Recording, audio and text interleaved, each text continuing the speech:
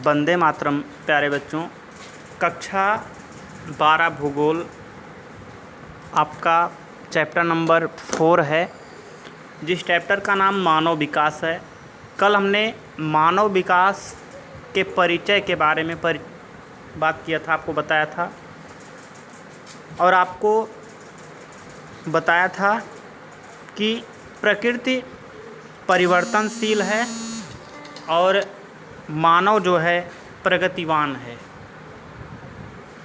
प्रकृति अगर परिवर्तनशील है, मानव प्रगतिवान है, तो इसका मतलब प्रकृति जो है मनुष्य के लिए नित नए परिवर्तन, नित नई संसाधन प्रस्तुत कर रही है और मनुष्य उसका अपने विवेकानुसार प्रयोग कर रहा है। आज हम मानव विकास के आधारभूत स्तंभ कौन कौन से हैं कि जिन पर टिक कर मनुष्य या जिनका पालन करके मनुष्य जो है अपना विकास कर सकता है, उसके बारे में बात करते हैं। तो जिस प्रकार कोई भवन होता है यानी घर होता है, वो 4 स्तंभों पे खड़ा होता है, उसी प्रकार मानव विकास का जो भवन है वो 4 स्तंभों पे टिका हुआ है, जिन्हें मानव विकास के 4 स्तंभ कहे जाते हैं। उसमें पहला स्तंभ है समता, दूसरा है सतत पोषणीयता, तीसरा उत्पादकता और चौथा जो है सशक्तिकरण है। मानव का विकास इन्हीं 4 स्तंभों की संकल्पनाओं पर टिका हुआ है। जैसे समता की हम बात करते हैं, समता समाज में बराबरी के समभाव को प्रकट करने के लिए जाना जाने वाला शब्द है।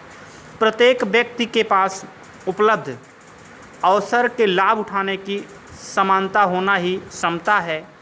अवसरों की समानता का उपभोग करके लिंग, प्रजाति, आय और जातिवाद आदि की बाधाएं नहीं होनी चाहिए।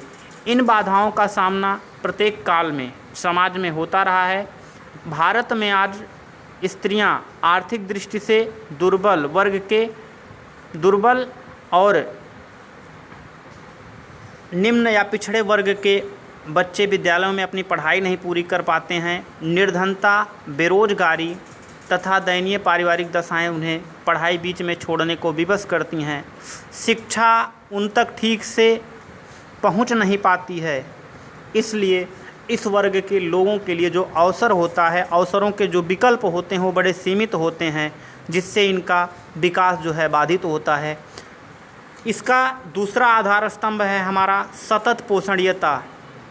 अगर ईश्वर ने हमको इस धरामंडल पर भेजा है तो निश्चित है ईश्वर ने प्रत्येक व्यक्ति को वृद्धि और विकास के लिए तथा जीवन के उचित निर्वहन के लिए सतत पोषण भी दिया है।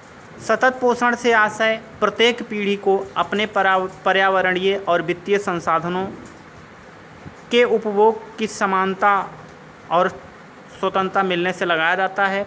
प्रत्येक पीढ़ी को सतत पोषणीयता के लिए संसाधनों का विवेकपूर्ण उपयोग करना चाहिए, क्योंकि इनमें किसी एक का दुरुपयोग भावी पीढ़ी के विकास मार्ग में बाधाएं खड़ी कर सकता है। आज बालक और बालिकाएं विद्यालय में शिक्षा प्राप्त करने के लिए जाते हैं। उन्हें शिक्षा का उचित अवसर प्राप्त होता है और शिक्षा का अगर उचित अवसर प्राप्त होता है तो निश्चित ही वह इस शिक्षा के उचित अवसर का लाभ उठा करके अपने आगे के भविष्य को उज्जवल कर सकते हैं। इसके बाद में तीसरा ऑप्शन है उत्पादकता। मानव उत्पादन का सक्रिय साधन है। मानव उत्पादन का सक्रिय साधन है। अगर उसके अभाव में उत्पादन की कल्पना भी नहीं की जा सकती है। अर्थात कहने का मतलब मनुष्य के पास श्रम है और श्रम बौद्धिक विवेक होने के कारण मनुष्य उत्पादन का सक्रिय साधन माना जाता है। उत्पादकता से आशय मानवीय श्रम की उत्पादकता तथा उसकी उत्पादकता की क्षमताओं में वृद्धि करने से लगाया जाता है, जो निरंतर रहनी चाहिए। जन समुदाय ही प्रत्येक राष्ट्र के वास्तविक धन होते हैं। उन्हें उन्नत जीवन शैली, अच्छी स्वास्थ्य सेवाएं देकर उनके ज्ञान, कार्य क्षमता और उत्पादकता में वृद्धि करनी चाहिए। इसके बाद में हमारा जो है मेन चौथा आधार स्तंभ है सशक्तिकरण। सशक्तिकरण का सामान्य अर्थ होता है शक्तिमान बनना। सशक्तिकरण से आशय व्यक्ति को अपने विकल्प चुनने के लिए शक्ति प्राप्त करने से होता है। व्यक्ति को जितनी अधिक स्वतंत्रता मिलेगी वह उतना ही क्षमतावान बनकर सशक्तिकरण का लक्ष्य पा सकेगा। एक सबल, योग्य और कुशल शासन ही लोगों को सशक्त कर सकता है। शासन की जन कल्याणकारी नीतियाँ ही सामाजिक और आर्थिक दृष्टि से पिछड़े समूहों का सशक्तिकरण करने में सक्षम होती हैं। ऐसे समूहों के लिए सशक्तिकरण एक अद्वितीय महत्व रखता है, क्योंकि जो विकसित होकर राष्ट्र की मुख्य धारा के साथ जुड़ जाते हैं, समूह जितना आपका सशक्त होगा उसका विकास भी उतना ही सबल होगा। Thank you.